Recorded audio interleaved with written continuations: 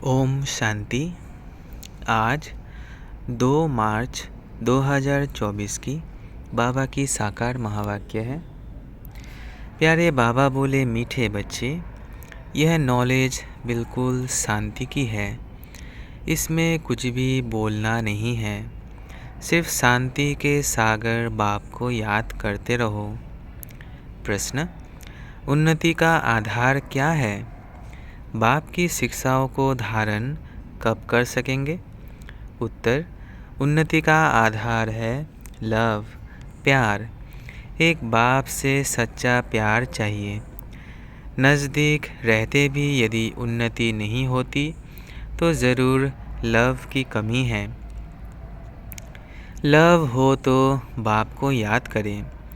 याद करने से सब शिक्षाओं को धारण कर सकते हैं।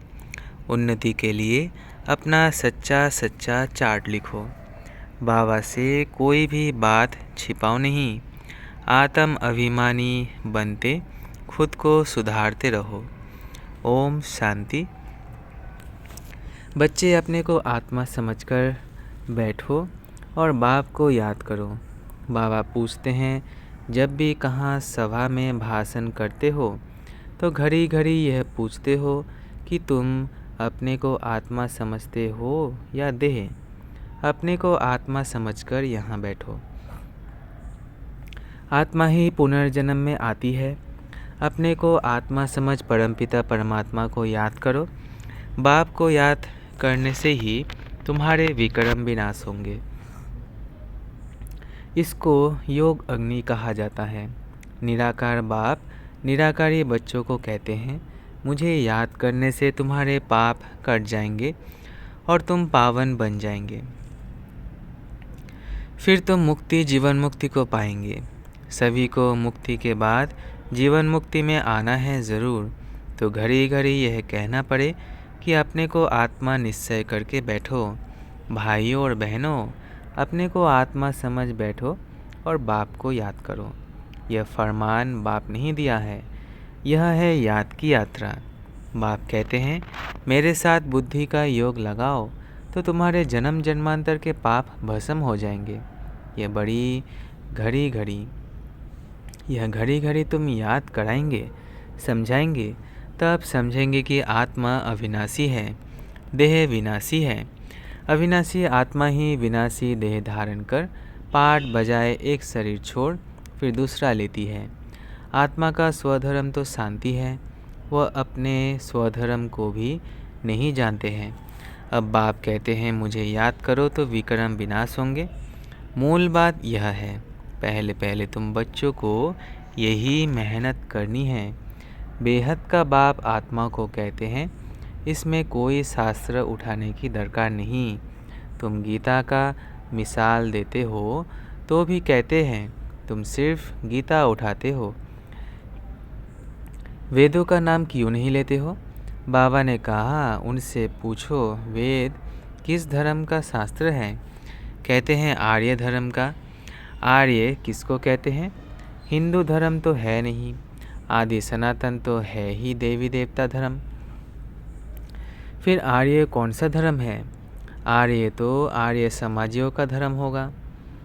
आर्य धर्म तो नाम ही नहीं है। आर्य धर्म किसने स्थापन किया? तुमको वास्तव में गीता को भी नहीं उठाना है। पहली बात है, अपने को आत्मा समझ बाप को याद करो तो सतो प्रधान बन जाएंगे। इस समय सब है तमो प्रधान। पहले पहले तो बाप का ही परिचय देना है। महिमा भी बाप की करनी है। यह भी तुम तब कह सकेंगे जब तुम खुद बाप को याद करते होंगे। इस बात की बच्चों में कमज़ोरी है। बाबा हमेशा कहते हैं, याद की यात्रा का चार्ट रखो। दिल से हर एक पूछे, हम कहाँ तक याद करते हैं? तुम बच्चों की दिल में अथाह खुशी रहनी चाहिए। तुमको अंदरूनी खुशी होगी तो दूसरों को भी समझाने का असर होगा। पहली मूल बात यही कहना है कि भाइयों और बहनों, अपने को आत्मा समझो। ऐसे और कोई सत्संग में नहीं कहेंगे। वास्तव में सत्संग कोई है नहीं। सत का संग एक ही है, बाकी है कुसंग। यहाँ है बिल्कुल नई बात। वेदों से तो कोई धर्म स्थापन हुआ ही नहीं है, तो हम वेदों को क्यों उठाए? कोई में भी यह नॉलेज है नहीं। खुद ही कहते हैं नेति नेति, अर्थात हम नहीं जानते हैं, तो नास्तिक हुए ना। अब बाप स्वयं कहते हैं आस्तिक बनो, अपने को आत्मा समझो। यह बातें गीता में कुछ है, वेदों में है नहीं। वेद उपनिषद तो ढेर है, अब वो किस धर्म का शास्त्र है? मनुष्य तो अपनी बातें करते हैं, तुमको किसका भी सुनना नहीं है। बाप तो सहज समझाते हैं अपने को आत्मा समझ, बाप को याद करो तो पावन बन जाएंगे। इसलिए वर्ल्ड की हिस्ट्री ज्योग्राफी को जानना है। तुम्हारा यह त्रिमूर्ति गोला है मुख्य, इनमें सब धर्म आ जाते हैं। पहले पहले है देवी देवता धर्म। बाप ने कहा है त्रिमूर्ति गोला बड़ा बड़ा बनाकर दिल्ली के मुख्य स्थान पर, जहाँ आना जाना बहुत हो, वहाँ लगा दो। टीन सीट पर हो, सीढ़ी में तो और धर्मों का नहीं आता है। मुख्य यह दो चित्र हैं, समझाना ही इस पर है। पहले है बाप का परिचय। बाप से ही वर्षा मिलता है, इस बात का निश्चय कराने बिगर तुम्हारा कुछ भी कोई समझ नहीं सकेगा। एक बाप को ही नहीं समझा तो दूसरे चित्र पर ले जाना ही फालतू है। अलफ को समझने बिगर कुछ भी समझेंगे नहीं। बाप के परिचय बिगर और कोई भी बात ना करो। बाप से ही बेहद का वर्षा मिलता है। बाबा ख्याल करता है, ऐसी सहज बात क्यों नहीं समझते हैं? तुम्हारी आत्मा का बाप वह शिव है, उनसे ही वर्षा मिलता है। तुम सब आपस में ब्रदर्स हो। जब इस बात को भूलते हो तब तमोप्रधान बन जाते हो। अब बाप को याद करो तो सतोप्रधान बन जाएंगे। मूल बात है ही रचयिता और रचना को जानना। कोई भी जानते नहीं, ऋषि मुनि भी जानते नहीं थे। तो पहले बाप का परिचय दे सबको आस्तिक बनाना है। बाप कहते हैं मुझे जानने से तुम सब कुछ जान जाएंगे, मुझे नहीं जाना तो कुछ भी नहीं समझेंगे।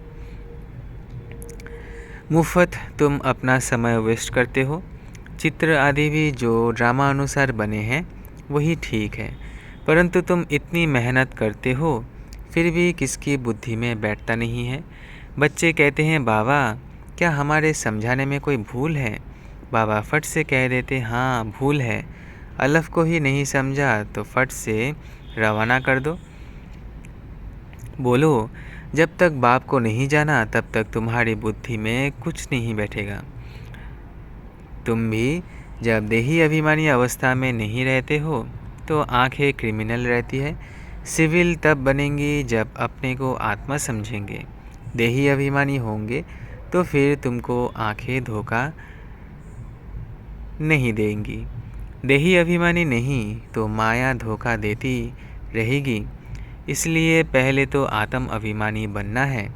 बाबा कहते हैं अपना चार्ट दिखाओ तो मालूम पड़े। अगर अभी तक झूठ पाप गुस्सा है तो अपना ही सत्यानाश करते हो। बाबा चार्ट देखकर समझ जाते हैं कि यह सत्य लिखा है या अर्थ भी नहीं समझा है। सब बच्चों को बाबा कहते हैं चार्ट लिखो। जो बच्चे योग में नहीं रहते वो इतनी सर्विस भी नहीं कर सकते। जोहर नहीं भरता है। भल बाबा कहते हैं कोटों में कोई निकलेगा, परंतु जब तुम खुद ही योग में नहीं रहते तो दूसरों को फिर कैसे कहेंगे? सन्यासी कहते हैं सुख काकबिष्ठा समान है। वो सुख का नाम ही नहीं लेते हैं। तुम जानते हो भक्ति अथाह है, उसमें कितनी आवाज़ है। तुम्हारी नॉलेज तो बहुत शांति की है। बोलो शांति का सागर तो बाप ही है। अपने को आत्मा समझ बाप को याद करना है। बाप कहते हैं मन मना भाव। यह अक्सर भी नहीं कहो। हिंदुस्तान की ही हिंदुस्तान की है हिंदी भाषा, फिर संस्कृत दूसरी भाषा क्यों? अब इन सब भाषाओं को छोड़ो, पहले तुम भाषण करो कि अपने को आत्मा समझो। बहुत है जो अपने को आत्मा भी नहीं समझ सकते, याद नहीं कर सकते। अपने घाटे को कोई समझ ना सके।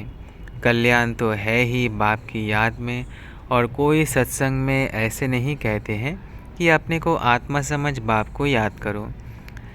बच्चे कभी बाप को एक जगह बैठ याद करते हैं क्या? उठते बैठते बाप की याद है ही। आत्म अभिमानी बनने की प्रैक्टिस करनी है। तुम बहुत बोलते हो, इतना बोलना नहीं चाहिए। मूल बात है याद की यात्रा की। योग अग्नि से ही तुम पावन बनेंगे। इस समय सब दुखी हैं, सुख मिलता ही है पावन बनने से। तुम आत्म अभिमानी हो, किसको समझाएंगे तो उनको तीर लगेगा। कोई खुद भिखारी है और किसको कहे निर्भिकारी बनो तो उनको तीर नहीं लगेगा। बाप कहते हैं बच्चे, तुम खुद याद की यात्रा पर नहीं रहते, इसलिए तीर भी नहीं लगता। अब बाप कहते हैं बीती सो बीती, पहले अपने को सुधारो। दिल से पूछो, हम अपने को आत्मा समझ बाप को कितना याद करते हैं? जो बाप हमको विश्व का मालिक बनाते हैं। हम शिव बाबा के बच्चे हैं तो ज़रूर हमको विश्व का मालिक बनना है। वही एक मासुक आकर तुम्हारे सामने खड़ा हुआ है, तो उनके साथ बहुत लव होना चाहिए। लव माना याद। शादी होती है तो स्त्री का पति के साथ कितना लव होता है। तुम्हारी भी सगाई हुई है, शादी नहीं। वो तो जब विष्णुपुरी में जाएंगे, पहले शिव बाबा के पास जाएंगे, फिर ससुर घर जाएंगे। सगाई की खुशी कम होती है क्या? सगाई हुई और याद पक्की हुई।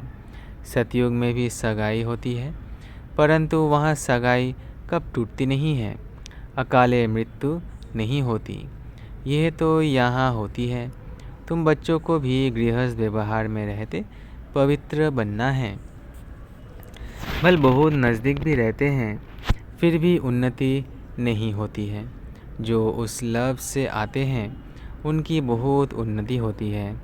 याद ही नहीं तो लव ही नहीं रहता, तो उनकी शिक्षाओं को भी धारण नहीं कर सकते।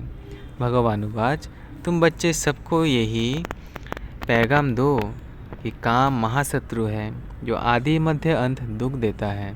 तुम तो पवित्र सतयुग के मालिक थे, अभी तुम गिरकर गंदे बन पड़े हो। अब यह अंतिम जन्म फिर से पवित्र बनो। काम चिता पर बैठने से हथियाला कैंसिल करो। काम चिता पर बैठने का हथियाला कैंसिल करो। तुम बच्चे जब योग में बोलेंगे तब किसकी बुद्धि में बैठेगा? ज्ञान तलवार में योग का जौहर चाहिए। पहली मुख्य है एक बात। बच्चे कहते हैं बाबा हम बहुत मेहनत करते हैं तब मुश्किल कोई निकलता है। बाबा कहते हैं योग में रहकर समझाओ, याद की यात्रा की मेहनत करो। रावण से हार कर विकारी बने हो, तब निर्विकारी बनो। अब निर्विकारी बनो। बाप की याद से तुम्हारी सब मनोकामनाएं पूर्ण हो जाएंगी। बाबा स्वर्ग का मालिक बनाते हैं। बाबा डायरेक्शन तो बहुत देते हैं, परंतु बच्चे अच्छी तरह कैच नहीं करते हैं और बातों में चले जाते हैं। मुख्यतः बाप का पैगाम दो, परंतु खुद ही याद नहीं करेंगे तो दूसरों को कैसे कहेंगे? ठगी नहीं चलेगी। दूसरों को कहे विकार में नहीं जाओ, खुद जाए तो ज़रूर दिल खाएगी।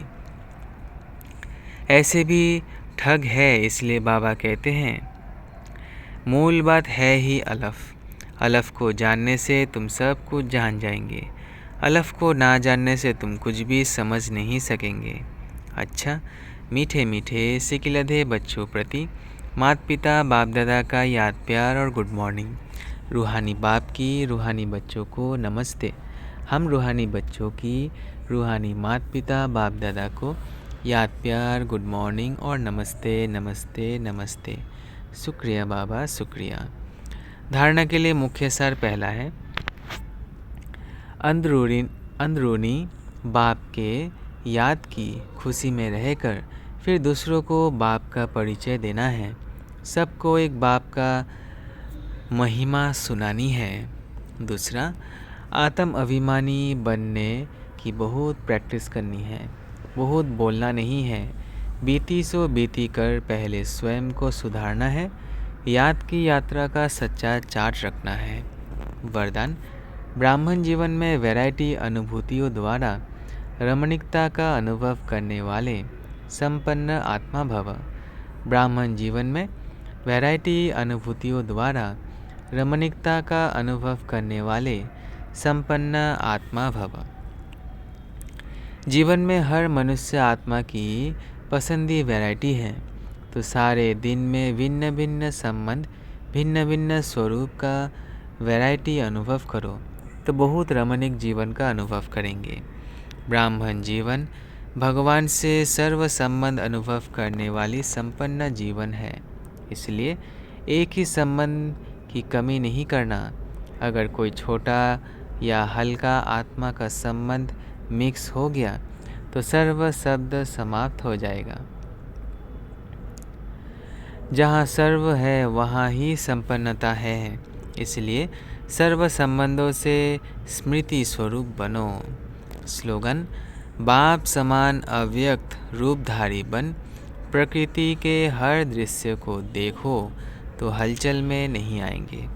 बाप समान अव्यक्त रूपधारी बन, प्रकृति के हर दृश्य को देखो तो हलचल में नहीं आएंगे। अच्छा, ओम शांति, ओम शांति, ओम शांति।